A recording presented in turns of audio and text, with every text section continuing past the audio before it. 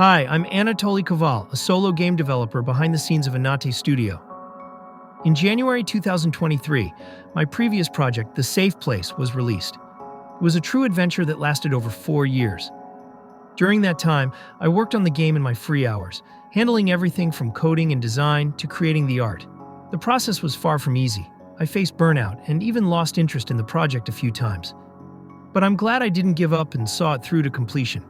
After the release of The Safe Place, I needed an entire year to rest and reflect on what my next project should be. The concept for the new project was born while I was still working on Repentant. I knew I wanted to continue the story by creating another game in the series. However, the challenge was different. I didn't want to make another 2D point-and-click adventure. I craved something entirely new. A different genre, style, or gameplay mechanics. And that desire for change became the driving force in choosing the genre for my next project, Dead Aspiration. These were my first attempts to experiment with different mechanics within a 2D game with action platformer elements.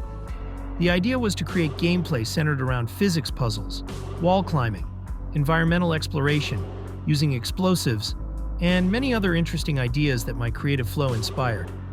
However, unfortunately, I wasn't able to fully implement everything as I envisioned. It was an exciting process of trial and error, and although the result wasn't exactly what I had imagined, this experience became an important step in my journey toward new ideas and improvement. This was another attempt to blend a point-and-click adventure with an action platformer. I managed to implement a fully functional item picking system for the inventory. By the way, I program in C#, and I no longer use the Adventure Creator plugin. The real challenge was implementing character movement in the point-and-click style, meaning the character moves wherever you click. As you can see on the screen, I used this little yellow cube that, when it made contact with the ground, signaled to the character where to go. Of course, in the final version, this cube would have been invisible to the player.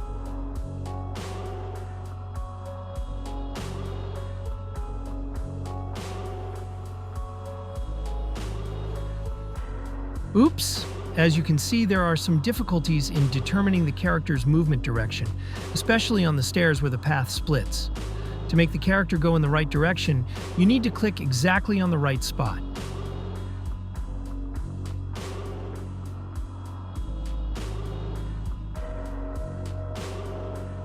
Here's the enemy. I don't quite remember how the combat system was supposed to work, but I think you just needed to keep clicking on him. Look at that. There's a stamina bar, and even a health bar. Honestly, I completely forgot that this functionality was even present at this stage. Here's a fully functional platformer prototype. I spent a lot of time setting up the character animation system. The walking animation transitions into running, and jumping into landing animations.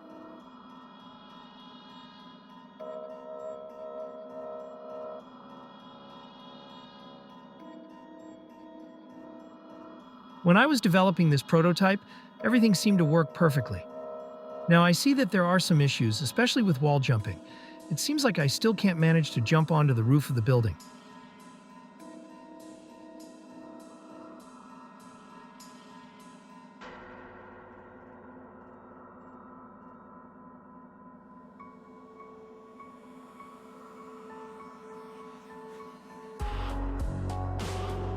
Nope. It seems like something's broken.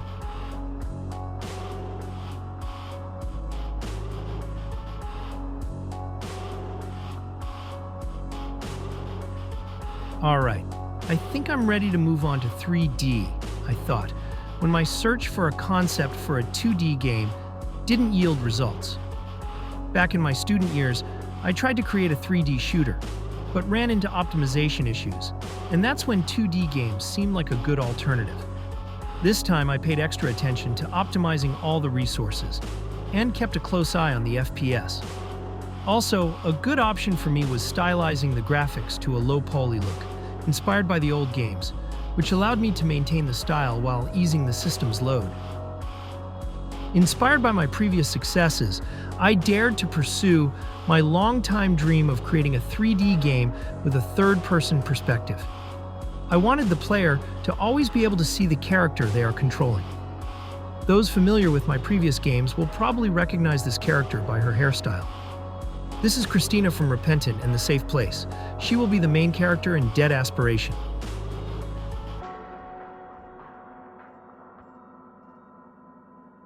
Here's what I've achieved at this stage.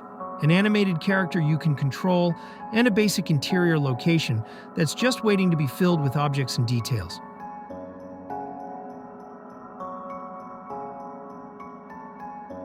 In the storyline, this is the third location in the game. I decided to start with it since it's one of the smallest. It's a dormitory where Christina and a few other characters live.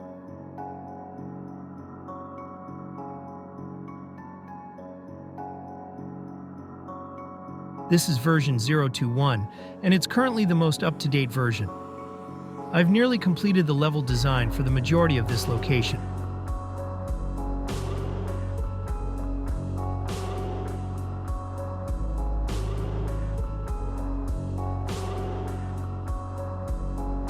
There will be an atmospheric view of the night city here. I'll try to make it as beautiful as possible while keeping optimization in mind.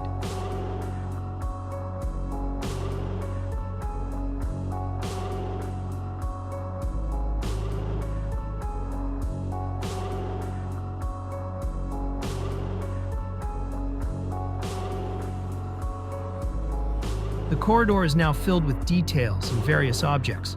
I've tried to make the environment feel realistic by adding signs of wear and dirt. Some items are unevenly placed, while others lie on the floor, creating the impression that people truly live here.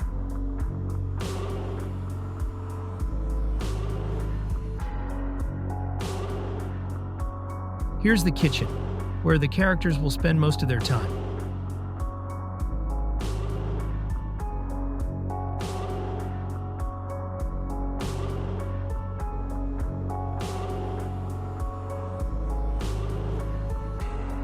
I'm still working on improving the lighting and color scheme in the game, so don't judge the current look too harshly. I hope to significantly improve it over time.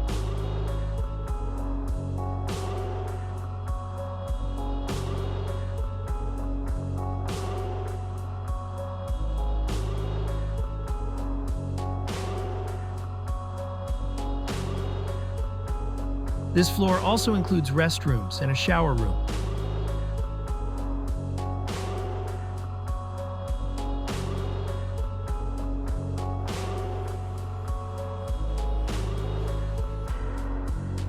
For static objects, lighting is baked into the texture, while dynamic objects are lit using light probes.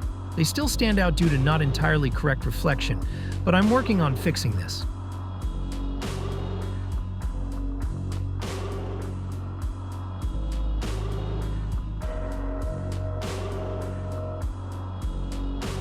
The game will feature puzzles typical of adventure games, but the main mechanic will revolve around special challenges involving electronic locks and other smart devices.